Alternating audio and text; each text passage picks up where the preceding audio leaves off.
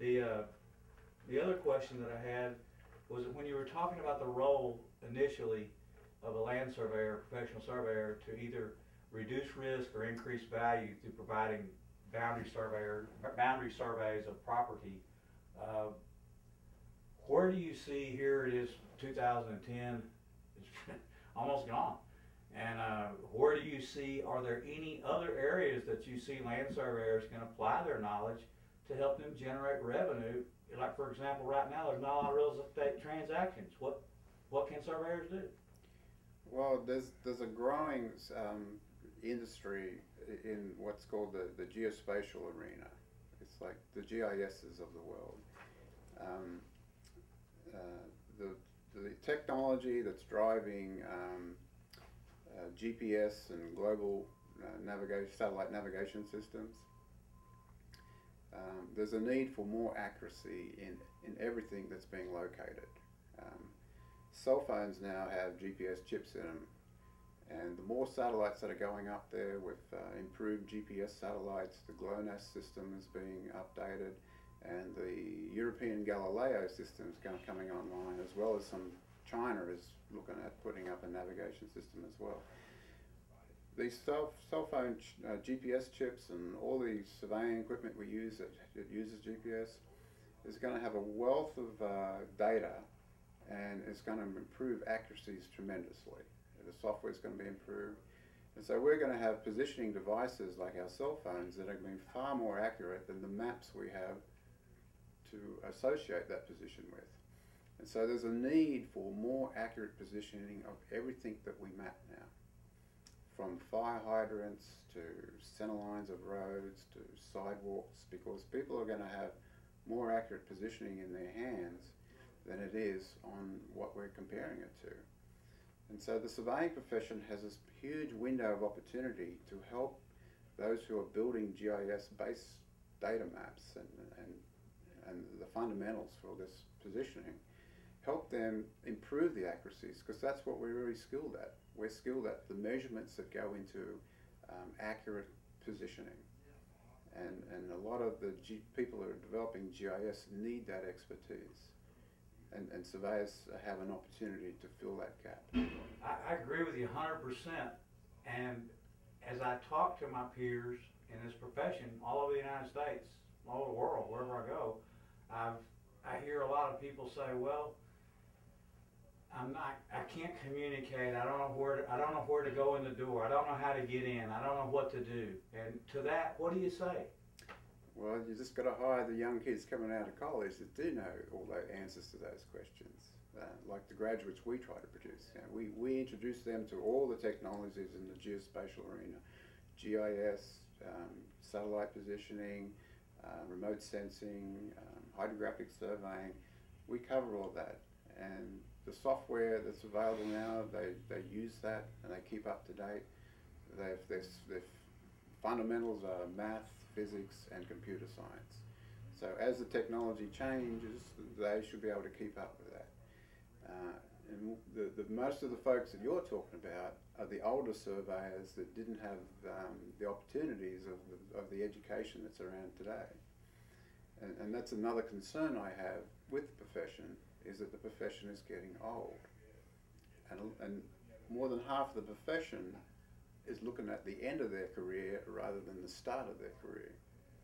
There's just not enough young people coming into surveying to replace those that want to retire or those that are passing away.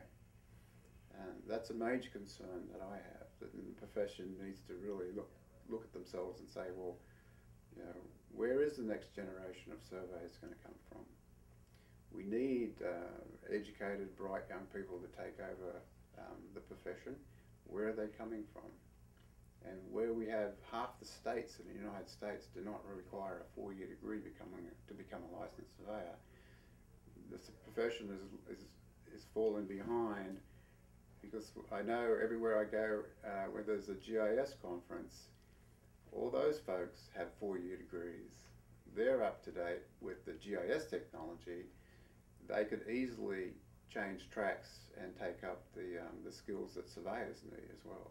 They have those fundamentals as well. And so if surveyors don't take this up, someone else will. and it's probably likely to come from the geospatial arena. And we're actually seeing a lot of folks that have entered the GIS field and see the value of surveying and are changing careers, and like coming here to do a 36-hour certificate in surveying, which allows them to qualify to sit for the board's exams.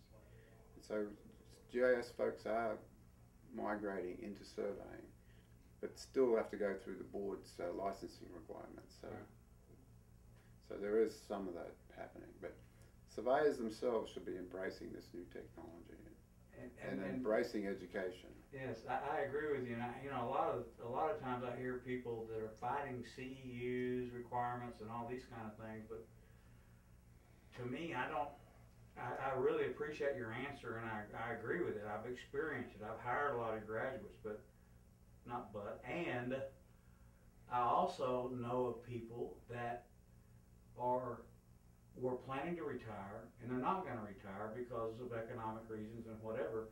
So here they have all this experience in land surveying. They've got a great deal of wisdom about land surveying, and they really are lifelong learners. There may be closet lifelong learners, but by going out to the internet, to any association, a state society, GIS meetings that are occurring everywhere, it's more of a mindset from my perception. But I'd like to hear, is there anything that you know of other than the fact that there's a shortage of work for many surveyors right now that would motivate them to learn this technology, as opposed to feel like that it's not in their purview, it's not in their scope? Well, it should be in their purview, and there are opportunities for them. If things are quiet now, there are plenty of opportunities to learn these technologies, and free of charge on the internet. For example, ESRI has hundreds of tutorials in all aspects of GIS, free for their taking on their website. Surveyors can easily get into that with their spare time. And this lull in the activity in surveying right now is because of the economic situation. It's an ideal time to upgrade their skills, because when we come out of this recession, the pent-up demand is going to create a boom time, and there's going to be a shortage of surveyors. It's also a good time to think about moving from hourly rates to a ad valorem fee structure.